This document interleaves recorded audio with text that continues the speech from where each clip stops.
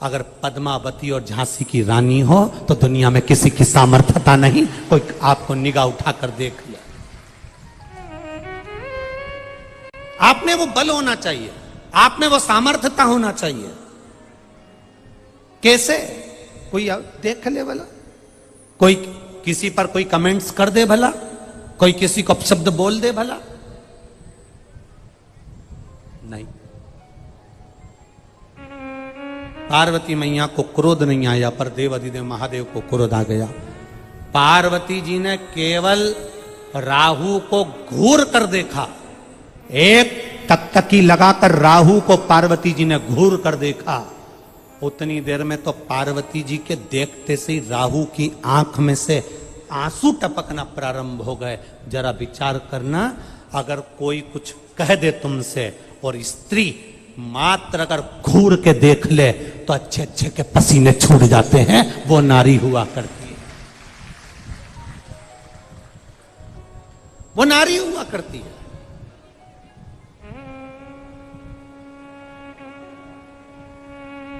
कभी कभी बड़े एक बहुत बहुत विचित्र बात है, बहुत थोड़ा ध्यान देना हो।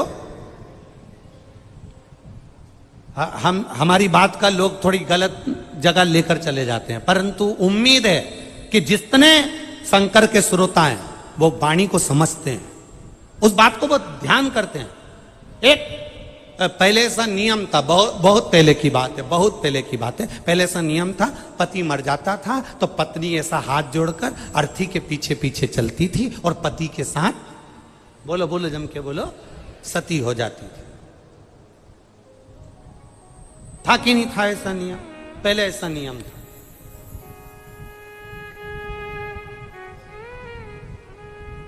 अब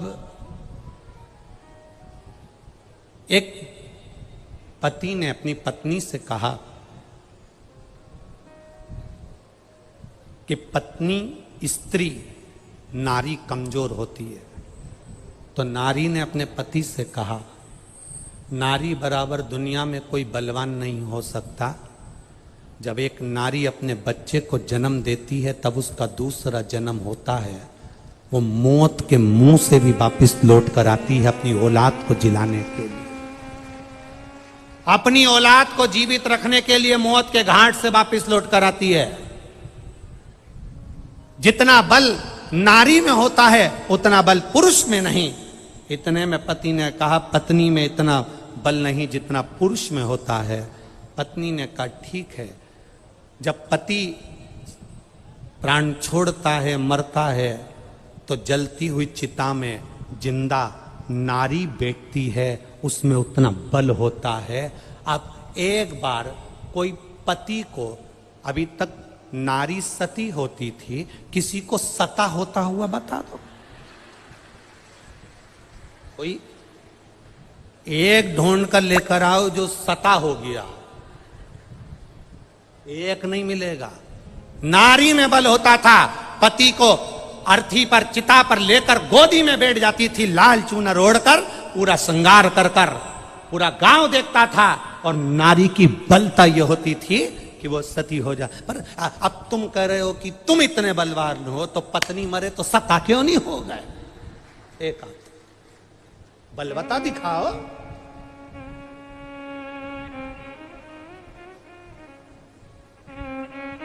स्त्री कमजोर नहीं है, नारी कमजोर नहीं है।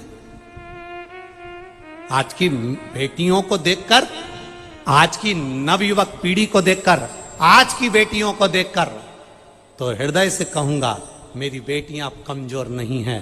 अब भले कुछ भी हो, बेटियां कदम से कदम मिलकर चलना जानती है, कमजोर नहीं है मेरी बेटियां।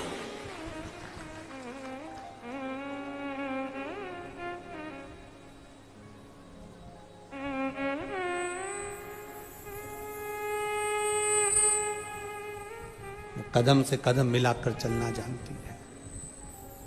अब पार्वती जी ने केवल राहु को देखा और राहु की आंख में से आंसू बहने लगे। भगवान शंकर को क्रोध आ गया। इतना क्रोध देवाधिदेव महादेव को आया, इतना क्रोध आया, इतना क्रोध आया कि क्रोध के कारण जैसे शंकर भगवान को क्रोध आया था और ब्रह्मा जी के समय पर नख से अपने पैर के अंगूठे के नख को तोड़ा और काल भैरव को प्रकट करा। काल भैरव से कहा कि ब्रह्मा का सिर काट दो। ऐसे ही शिव जी को जलंधर का विवाह प्रस्ताव जो राहु लेकर आया था उसको देखकर क्रोध आ गया, और इतना क्रोध मेरे महादेव को आया कि उनके क्रोध से एक गण प्रकट हो गया।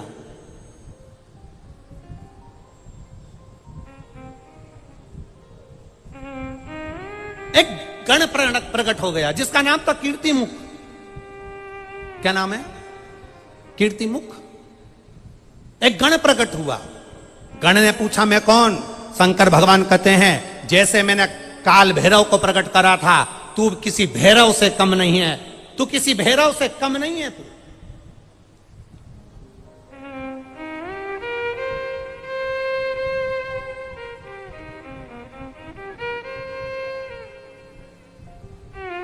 तू किसी भैरव से कम नहीं है। जा, मेरे प्रकट होने का कारण क्या है? शंकर भगवान ने कहा राहु को खजा, जा इस राहु को खा ले।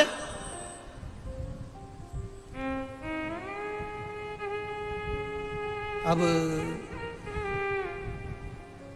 राहु तो भागा।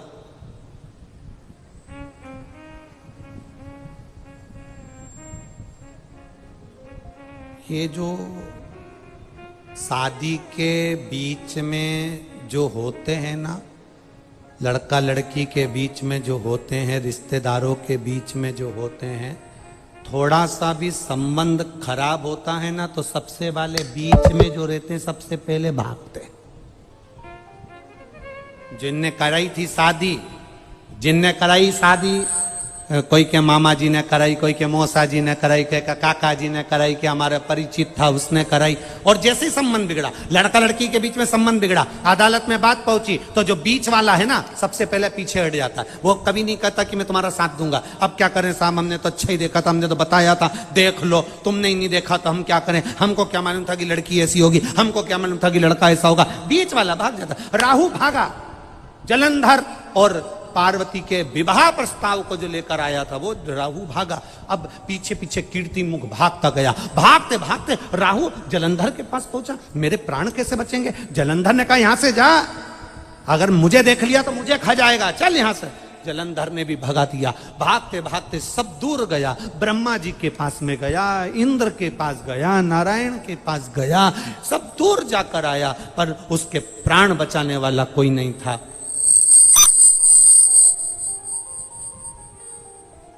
उसके प्राण बचाने वाला कोई नहीं था।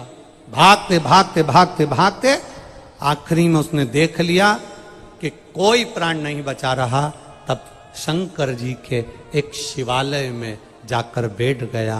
हाथ में जल का पात्र भरने के लिए पात्र भी नहीं था। हाथ की अंजलि में सरोवर के जल को भरा। हाथ की अंजलि से भी जल नीचे गिरने लगा। अपने तन का वस्त्र लेकर उसको जल में भिगोकर देवाधिदेव महादेव को चढ़ाकर उनको प्रसन्न कर रहा था। तब शिव जी प्रसन्न हो गए, क्योंकि भोला तो भोला है। श्राप दिया था, मारने के लिए आतुर हुए थे। इतने में शंकर जी ने कहा बोल राहु क्या चाहिए? राहु कहता है कीर्तिमुख से बचा लीजिए, वो मुझे खा जाएगा, प्रभु रक्षा करिए। शंकर जी ने राहु को अपने जटा में छुपा लिया। जटा में छुपाया। जब जटा में छुपाया इतनी देर में कीर्तिमुख आया। कीर्तिमुख ने कहा भोलेनाथ राहु तुम्हारी जटा में छुपा है, उसको मुझे खाना है, बाहर निकालो। शंकर भगवान कहते हैं अब उसे मत खा, मुझे प्रकट करा था राहु को खाने के लिए, भूख लग रही है, मैं किसको खाऊं? शंकर भगवान ने कहा तू मेरा गण है, एक काम कर, भूख लग रही है तू अपने आप को खा जा। कीर्तिमुख ने अपने हाथ पांव शरीर खाना चालू कर दिया। खाते खाते कीर्तिमुख पूरे शरीर को खा गया, केवल मुख बचा। तब शंकर भगवान से कहता है मेरे मुख का क्या करूं? शिव जी कहते हैं चिंता मत कर, तू मेरा गण है, मेरे कहने को तूने माना है, मेरे कहने पर तू अपना पूरा शरीर खा गया। तेरा ये मुख काल भैरव का एक स्वरूप कीर्ति मुख के नाम से रहेगा।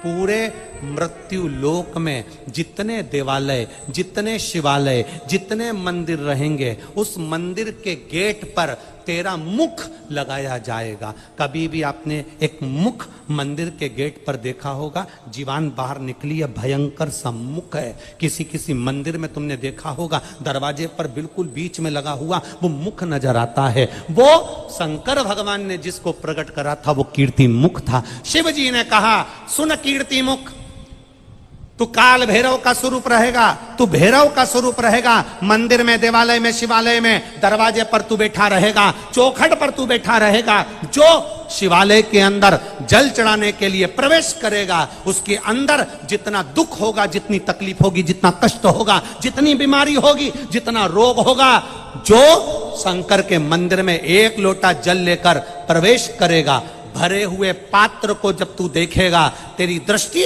उस पात्र पर पड़ेगी, और जो अंदर प्रवेश करेगा उसको कितनी भी बड़ी बीमारी हो, उसको तुझे खा जाना है, उस बीमारी को तुझे निगल जाना है। बस कीर्ति मुख का काम इतना है कि जल चढ़ाने वाले के दुख को, जल चढ़ाने वाले की तकलीफ को, जल चढ़ाने वाले की बीमारी को कीर्ति मुख उसको निगल जाता है, कीर्ति मुख उसको खा जाता है, उस बीमारी को समाप्त कर दे। कई लोग कहते गुरुजी, ये आप कहते हो शंकर जी के मंदिर जाया करो, एक लोटा जल चढ़ाया करो, एक बेलपत्री का सेवन करा करो, इससे होता क्या है? इससे लोगों की बीमारियां समाप्त हो रही। इतने पत्र आते हैं, इतने लेटर आते हैं, ये जितने पत्र आते हैं हम सब यहीं छोड़कर जाते हैं। आपके जितने जितने जिसको अगर संशय हो, इन पत्रों को पढ़ना, और इनके ऊपर इनका mobile number, address, phone number सब लिखा, इनके घर चले जाओ। जिनको संशय हो वो जरूर जाए इनके घर। एक पत्र आया, देखिए।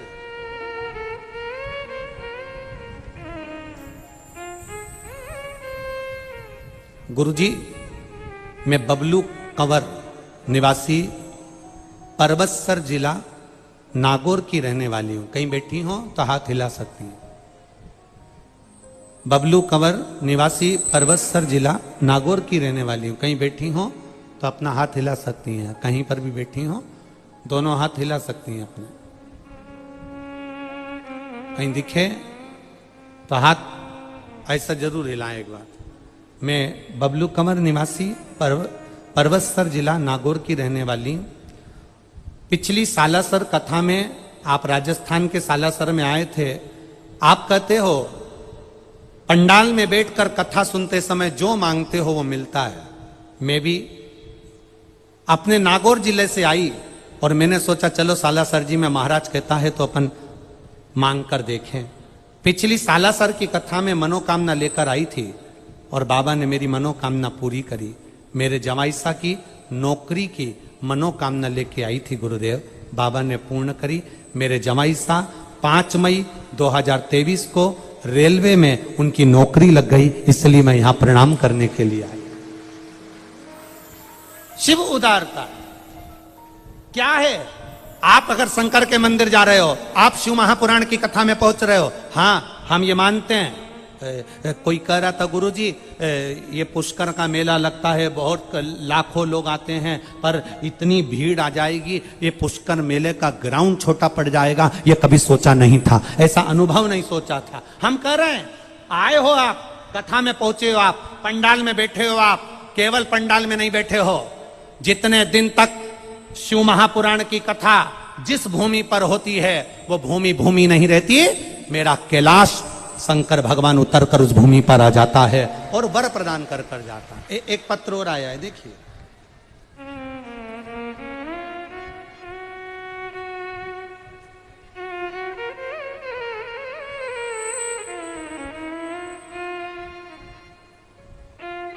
सुनील बाथम, मंजू बाथम, नगर अजमेर, पियर भोपाल मध्य प्रदेश का है। कहीं बैठी हो तो हाथ हिला सकती हैं। सुनील बाथम, मंजू बाथम, नगरा अजमेर, कहीं बैठी हो तो हाथ हिला सकती हैं। दिख गई क्या? अच्छा उधर हैं तो हाथ हिला दीजिएगा दीदी, आप जहां पर भी बैठे हो दोनों हाथ हिला दीजिएगा। गुरुदेव 12 साल से संतान का सुख नहीं था। सब जगह से मना कर दिया गया था कि तुम्हें संतान नहीं होगी। ऐसा कोई देवता का स्थान नहीं, कोई देवी का स्थान नहीं जहां नहीं गए, प्रणाम नहीं करा, संतान का सुख नहीं हुआ। आपकी कथा 2 साल से सुनना प्रारंभ करा। इसके पहले 1 साल पहले और सुनी। ऐसे 3 से 3.5 वर्ष कथा का स्मरण किया। पहली बार जब कथा सुनी 3 वर्ष पहले, तब बाबा की कृपा से टीवी के सामने बैठकर वर मांगा कि बाबा 12 साल हो गए, संतान का सुख नहीं, कृपा करना। शिव की करुणा का हम क्या वर्णन करें बाबा। गुरुजी 12 साल के बाद मेरे भोलेनाथ ने सफेद आंकड़े का प्रयोग करा तो मेरे घर में बेटे का जन्म हुआ। मेरे बेटे को मैं यहाँ प्रणाम करने के लिए लेकर आई हूँ।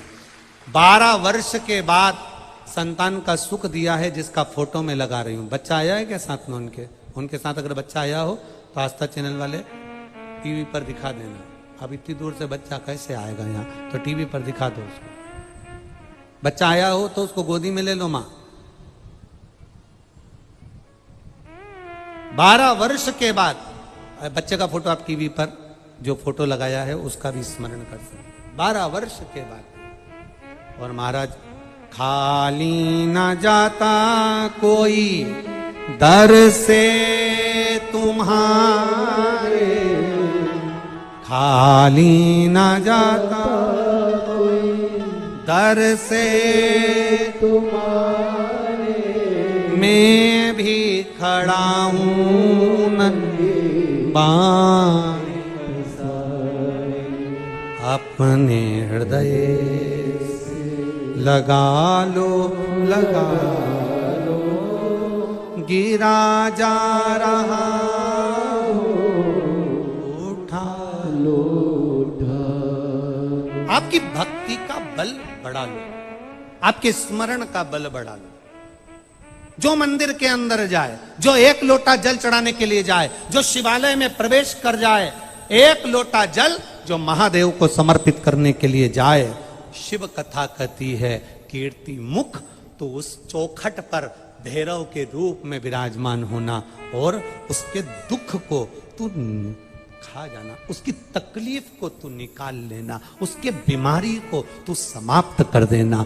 बस मंदिर की चौखट, लोग कहते हैं मंदिर जाने से क्या फायदा होता है, मंदिर में प्रवेश करने से क्या होता है, मंदिर के अंदर जाने से क्या होता है, शिवालय में जाने से क्या होता है, शंकर के मंदिर में प्रवेश करने से क्या होता है। उसका एक फल है, आप मंदिर के अंदर पांव रखकर देखो तो, आप भीतर प्रवेश कर देखो तो।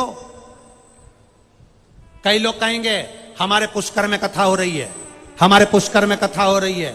कई पुष्कर के लोग भी ऐसे होंगे जो भीड़ को देखकर यहां तक पहुंच भी नहीं पाएंगे।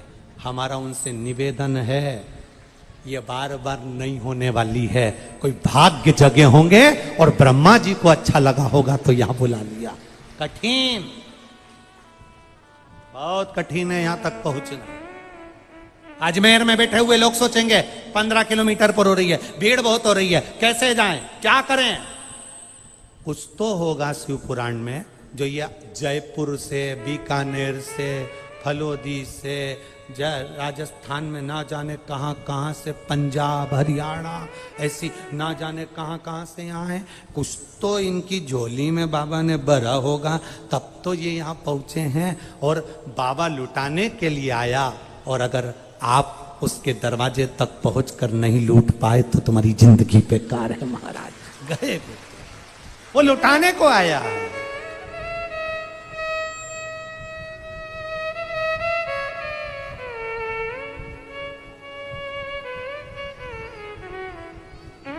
वो लुटा रहा।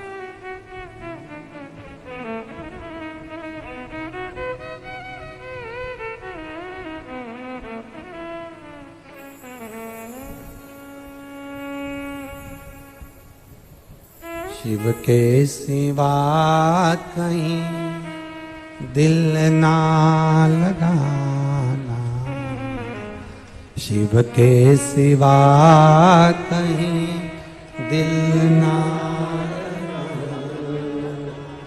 वरना पड़ेगा तुझे आंसू बहाना, वरना पड़ेगा तुझे आंसू बहाना।